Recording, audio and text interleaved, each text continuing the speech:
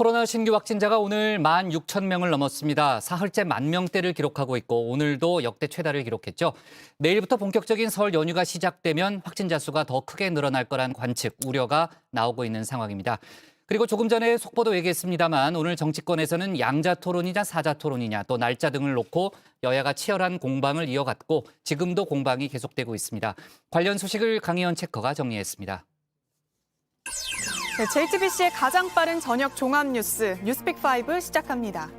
네, 오늘의 픽은 사흘째 10,000명대, 또 역풍대 커튼, 순방수행단 확진, 북한의 무력 과시 물음표, 합승 택시 부활입니다. 오늘 코로나 신규 확진자 수는 16,096명을 기록했습니다. 사흘째 10,000명을 꾸준히 넘고 있는데요. 서울 3,991명, 경기 5,175명 등 이 수도권에서만 10,000명을 넘었습니다. 다만 위중증 환자는 316명으로 더 줄었습니다. 코로나 소식 첫 번째 픽에서 정리했습니다. 한 3월 중순 정도에서 3월 말 정도가 피크가 될 것 같다. 이제 수학적 모델링 자료를 보면 한 10만 명에서 한 15만 정도 또는 많으면 20만 정도까지를 내일부터 본격적인 이 설 연휴가 시작되죠.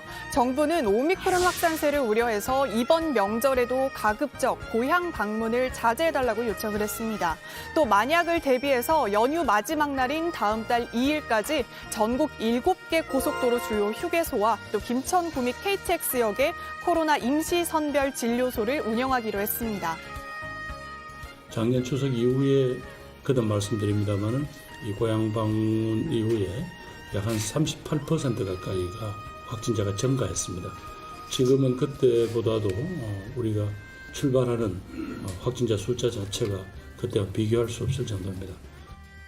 하지만 이번 설 연휴는 지난번보다 이동하는 사람들이 더 늘었다고 하는데요.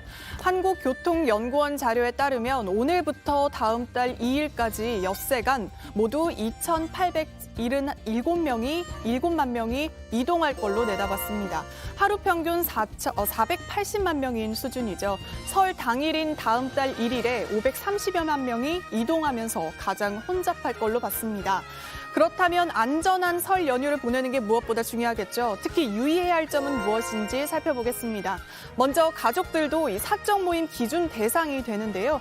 백신 접종 여부와 관계없이 최대 6명까지만 모일 수 있습니다. 다만 주민등록 등본상 거주지가 같은 가족 구성원은 해당되지 않습니다. 자, 두 번째, 요양병원과 시설에서 면회가 금지됩니다. 임종 등 급박한 상황을 예외하고 사전 신청을 했을 경우에만 면회가 가능한데요. 이 밖에 고속도로 휴게소에서 음식은 포장 판매만 되고요. KTX를 비롯한 철도 승차권은 입석 판매가 제한되고 창가 측 좌석만 판매됩니다.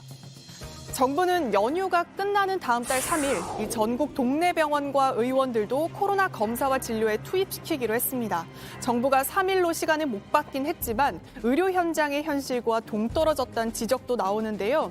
야간 진료 문제나 또 의료 수가 문제 등이 아직 협의가 안 된 그런 내용들이 많다는 거죠.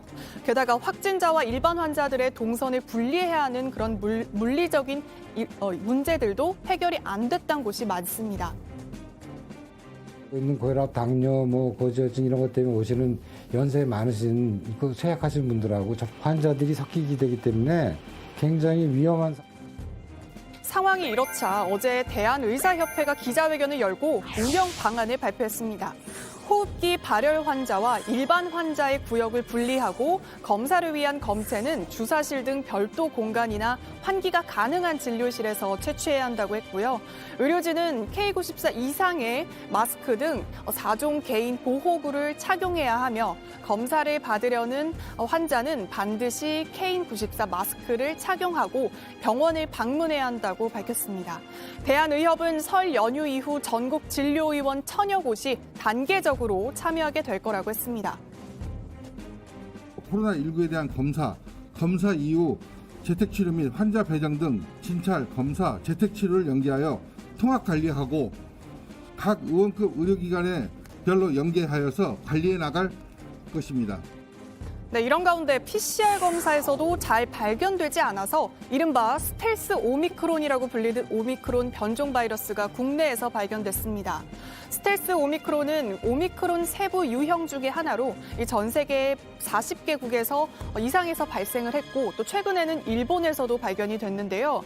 정부는 국내 감염 사례 중에 이 유형이 확인되진 않았지만 해외 유입 사례에서 4.5% 정도가 이 유형의 바이러스로 확인됐다고 밝혔습니다. 스텔스 오미크론은 오미크론보다는 감염력이 1.5배 정도 되는 걸로 알려졌는데요. 아직 어떤 위험성이 있는지는 알려지지 않은 상태입니다. 이 변이가 중증도나 전염력에 어떤 영향을 미치는지에 대해서는 아직까지는 확인된 바는 없어서 크게 오미크론의 특성 안에서 현재 보고 있는 상황이고 계속 모니터링을 하도록 하겠습니다. 네, 두 번째 픽은 역풍대 커튼입니다. 정치권의 TV 토론 공방에 대한 이야기인데요. 여야는 대선 후보들의 TV 토론 방식을 놓고 오늘도 치열한 수싸움을 이어갔습니다. 앞서 이 방송사가 제안한 오는 31일 사자 토론에 대해서 민주당과 국민의당, 정의당은 동의를 했고요. 국민의힘은 양자 토론이 먼저라면서 거부한 상태였죠. 국민의힘은 31일에 사자 토론과 양자 토론 둘 다 하자는 민주당의 역제안에 대해서도 오늘 오전까지만 해도 현실적으로 불가능하다며 거절했습니다. 국민들에 대한 최소한의 예의가 있다면 최대한 많은 토론, 최대한 많은 조합의 형식을 통해서 토론을 좀 하는 것이 국민들에 대한 예의다 이렇게 생각합니다. 31일 날 양자 토론도 하고 다자 토론도 하고 하루에 4시간 이상을 토론하자는 거예요. 그래서 국민의 판단을 돕는 게 아니라 국민의 고통의 시간이 된다. 네, 국민의힘은 민주당을 향해 원래 합의했던 대로 이재명 후보와 윤석열 후보의 1대1 토론을 열자, 또 방송사 양자 토론을 금지한 법원 판단에 따라서 유튜브 중계나 다른 방법으로 국회 또는 제3의 장소에서 열자고 했죠. 국민의힘은 오늘 사자 TV 토론을 위한 룰미팅도 불참을 했는데요. 대신 기자회견을 열고 31일 오후 7시 1대1 토론에 응하라고 재차 압박을 했습니다. 여기에 또 하나 제안을 얹었는데요. 31일에는 양자 토론을 하고 2월 3일에 방송사 사자 토론을 하자고 했습니다. 민주당은 사자 토론을 끌어들여 양자 토론을 피하지 마시기 바랍니다. 31일 양자 토론과 다자 토론을 같이 하자고 하는 것은 각 당 후보와 국민에 대한 예의가 아니며 토론을 안 하겠다라고 하는 것입니다. 사자 토론 커튼 뒤에 이재명 후보가 숨지 마시기 바랍니다. 네, 조금 그런 소식이었죠. 민주당은 일단 이 제안을 받아들였습니다. 2월 3일에 사자 토론을 하고 31일에는 양자를 하자고 했습니다. 다만 구체적인 룰싸움은 아직도 남아있는데요. 자세한 내용은 들어가서 다시 전해드리고요. 이 합의 전에 민주당은 오전부터 이 국민의힘의 양자 토론 고집은 오만한 생각이라면서 강하게 비판을 했는데요. 법원 판단대로 다른 정당들과 또 방송사가 요청한 대로 하는 게 순리라고 했습니다. 민주당은 윤 후보가 혹시 말실수를 할까 봐 사자 토론에 나서지 않는 거냐고 꼬집기도 했습니다.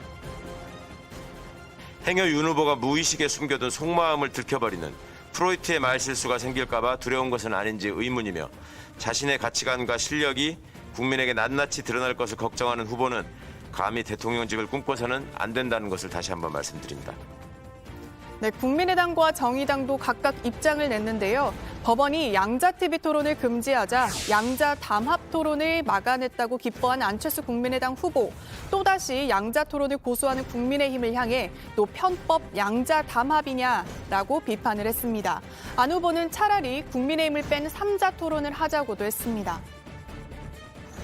기어코 설밥상에서 제 이름이 안철수가 나오는 것을 빼겠다 그 의도 아니겠습니까? 그래서 정말 그러면 지금까지 외쳤던 공정과 상식은 도대체 무엇인지 도대체 뭐가 무서운 건지 저는 되묻고 싶습니다. 네, 정의당도 윤석열 후보를 향해서 두려우면 링에 올라오지 말라고 했는데요. 심상정 후보는 윤 후보님 물지 않겠다, 해치지 않을 테니 굳이 궁색한 꼼수로 양자 토론으로 도망가지 말고 사자 토론에 나와도 된다고 꼬집었죠. 윤석열 후보는 국민의 검증대인 TV 토론이 두려우면 링에 올라오지 마십시오. 다자 토론을 피하고 무산시키려는 꼼수는 보기에 너무 민망합니다. 국민의힘 내부에서도 비판이 나왔습니다. 이용호 의원은 법원의 가처분 신청으로 양자 토론이 무산됐는데 또 양자 토론을 하자는 것은 명분이 없다. 옹졸한 제안이라고 했는데요. 원희룡 정책본부장은 이 선대본부 내부에서도 의견이 갈린다고 전했습니다. 뭐 여러 가지 의견이 있겠습니다만은 뭐 처음부터도 다자든 양자든 그 무슨 상관이냐 하는 그런 의견도 꽤 많이 있습니다. 논의 좀 갈리죠. 우리 선대본 내부에서도요.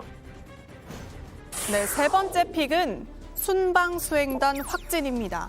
얼마 전 아랍에미레이트 등 중동 순방에 올랐던 문재인 대통령, 이 순방에 함께했던 수행원 중 코로나 확진 판정을 일부 받은 것으로 뒤늦게 확인이 됐는데요. 이 청와대 측은 귀국한 뒤 실시한 검사에서 일부 수행원이 확진 판정을 받았으며 현재까지 추가 확진자는 없다고 밝혔습니다. 앞서 문재인 대통령은 귀국하고 사흘간 이 관저에서 이례적으로 재택근무를 실시했는데요. 대통령은 방역수칙에서 예외되는 격리 면제자이기 때문에 일각에선 확진자가 발생해서 격리 조치한 것 아니냐는 관측이 나왔었죠. 청와대 측은 오미크론 유행 이후에 지침이 변경돼서 그에 따른 것이라고 설명을 했는데요. 문재인 대통령이 또 신년 기자회견을 열지 않는 것도 이번 확진자와는 관계가 없다는 입장입니다. 국민의힘은 이 청와대가 확진자를 숨겼다면서 강하게 비판을 했는데요. 이 청와대에서 무슨 일이 일어나고 있는지 국민은 알 필요 없는 것이냐, 최소한의 책임감과 이 투명성을 저버렸다는 비판을 피하긴 어려워 보인다, 이렇게 지적했습니다.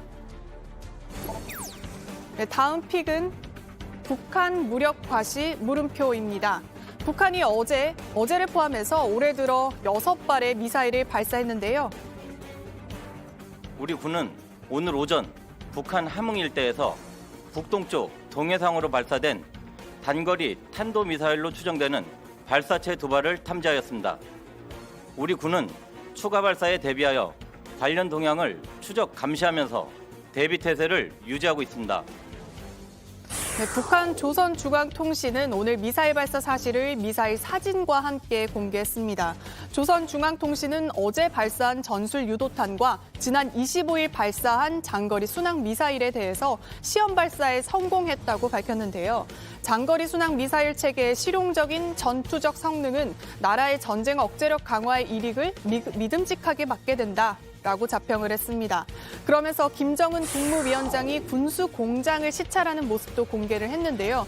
특히 주목할 점은 이 사진에 찍힌 군수 공장 핵심 관계자들의 얼굴이 모자이크 처리가 된 겁니다. 이 공장이 북한의 군수 공업 분야에서 중요한 곳이란 점을 시사하는 것으로도 풀이가 됩니다. 네, 마지막 픽입니다. 합승 택시 부활입니다. 오늘부터 다른 사람과 택시를 함께 탈 수 있게 됐습니다. 지난해 7월 개정된 택시 발전법에 따라서 40년간 금지됐던 택시 합승이 합법화된 겁니다. 1970년대에는 이 택시 합승이 흔했는데요. 기사가 승객의 의사와는 상관없이 마음대로 다른 승객을 태우면서 시비가 잦아지자 1982년 법으로 금지를 했습니다. 법적으로 지역을 제한하진 않았지만 현재는 서울에서만 택시 합승이 가능하다고 하는데요. 합승이 가능한 시간은 밤 10시부터 다음 날 오전 10시까지입니다. 택시 요금은 합승 승객과 나눠서 지불하면 된다고 합니다. 네, 금요일 뉴스픽 여기까지입니다. 들어가서 원픽 꼽아보죠. 뉴스픽 5였습니다.